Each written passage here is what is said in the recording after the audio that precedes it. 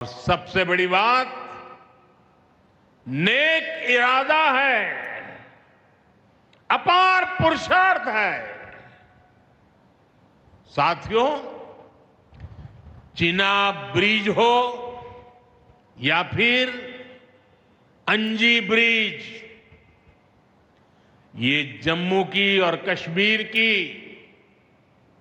दोनों क्षेत्रों की समृद्धि का जरिया बनेंगे। इससे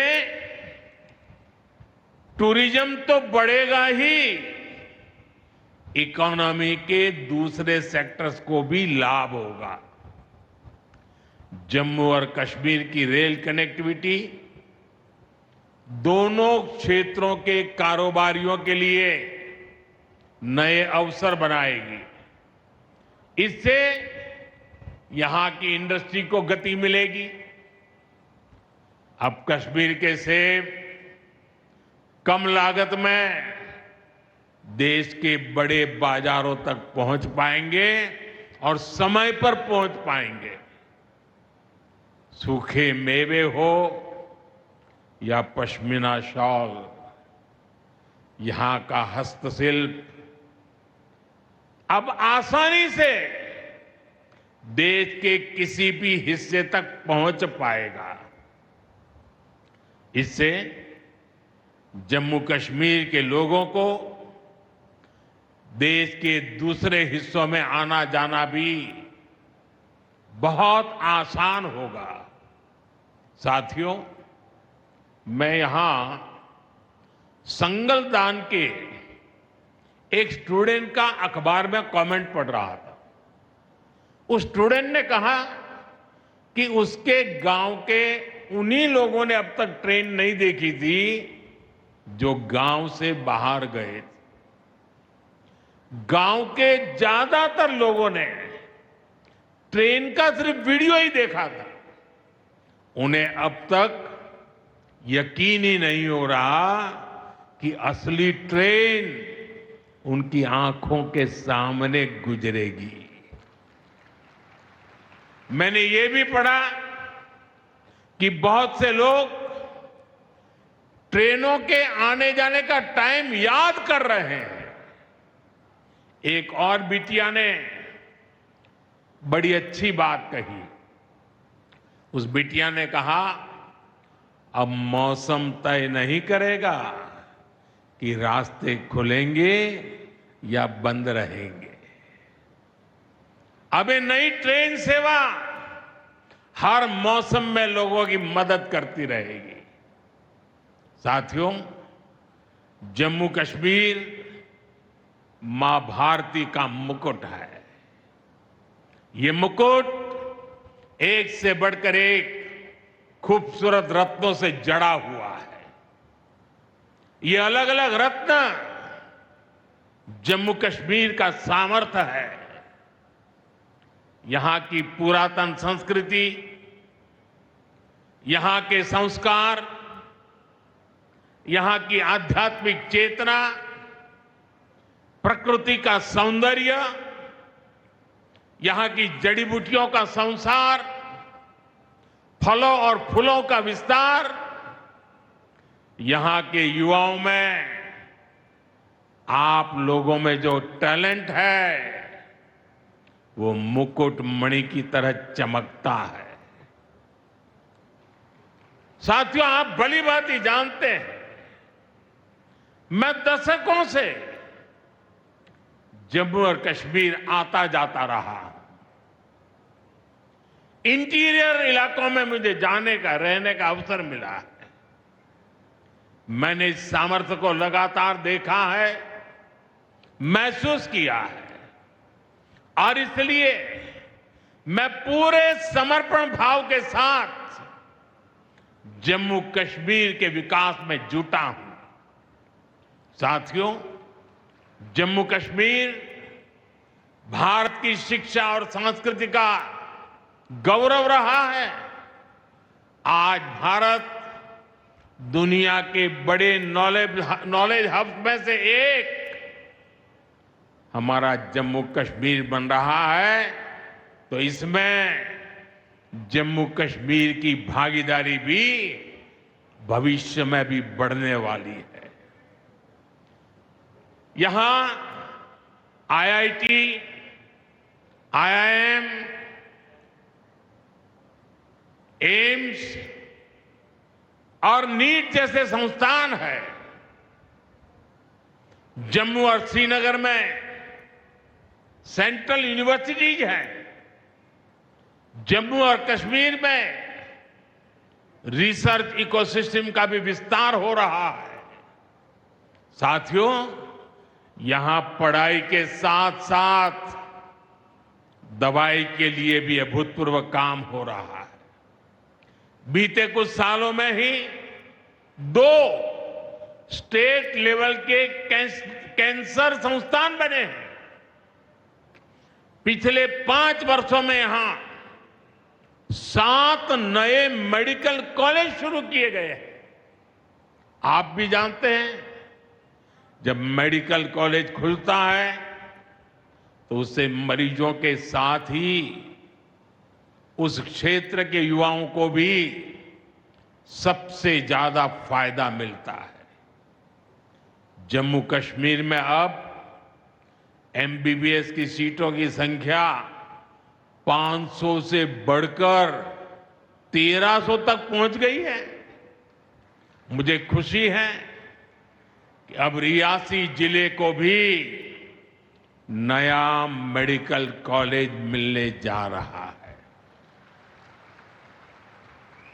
Shri Mata Vaishno Devi institute of medical excellence, ये आधुनिक अस्पताल तो है, ये दान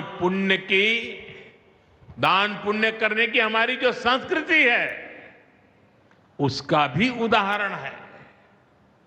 इस मेडिकल कॉलेज को बनाने में जो राशि लगी है उसके लिए भारत के कोने कोने से माता वैष्णो देवी के चरणों में आने वाले लोगों ने दान दिया हुआ है।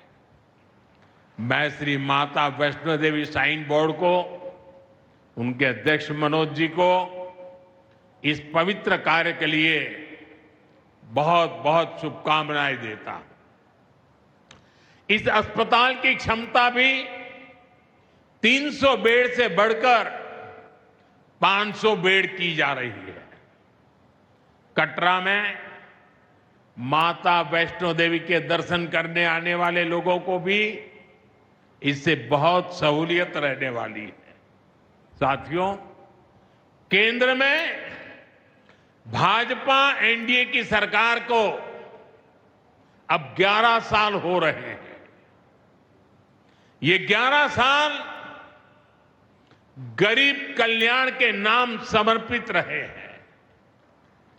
प्रधानमंत्री आवास योजना से 4 करोड़ गरीबों का पक्के घर का सपना पूरा हुआ है।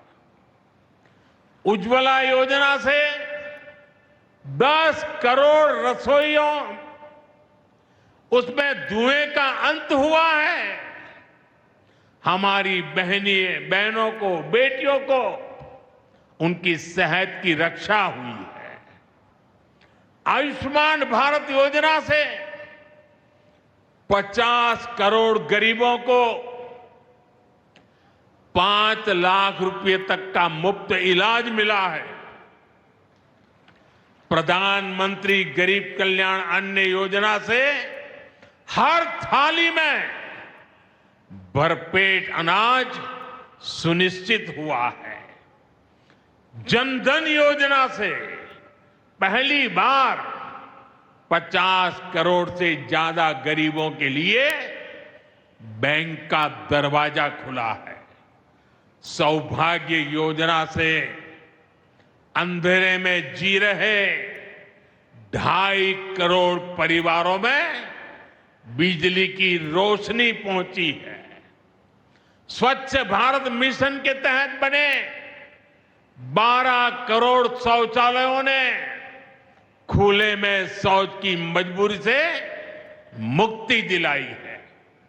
जल जीवन मिशन से 12 करोड़ नए घरों में नल से जल पहुंचने लगा है। महिलाओं का जीवन आसान हुआ है। पीएम किसान सम्मान निधि से 10 करोड़ छोटे किसानों को सीधी आर्थिक सहायता मिली है। साथियों, सरकार के ऐसे अनेक प्रयासों से पिछले 11 साल में 25 करोड़ से ज्यादा गरीबों ने गरीबी को, हमारे ही गरीब भाई बहनों ने गरीबी के खिलाफ जंग लड़ा और 25 करोड़ गरीब गरीबी को परास्त कर करके, विजयी होकर के गरीबी से बाहर निकले हैं। अब वो नए मध्यम वर्ग का हिस्सा बने हैं। जो लोग अपने आप को समाज व्यवस्था के एक्सपर्ट मानते हैं, बड़े खेरखा मानते हैं, जो लोग अगड़े पिछड़े की राजनीति में डूबे रहते हैं, जो लोग दलितों के नाम पर राजनीतिक रोटियां सेकते रहे हैं, जरा जिन योजनाओं का मैंने सिर्फ उल्लेख किया है उसकी तरफ नजर कर लीजिए। कौन लोग हैं जिनको ये सुविधाएं मिली हैं? वो कौन लोग हैं जो आजादी के 7 दशक तक इन प्राथमिक सुविधाओं से वंचित रहे थे? ये मेरे दलित भाई बहन है, ये मेरे आदिवासी भाई बहन है, ये मेरे पिछड़े भाई बहन है, ये पहाड़ों पर गुजारा करने वाले, ये जंगलों में बसने वाले, झुग्गी झोपड़ी में जिंदगी पूरी करने वाले, ये वो परिवार है जिनके लिए मोदी ने अपने 11 साल खपा दिए हैं।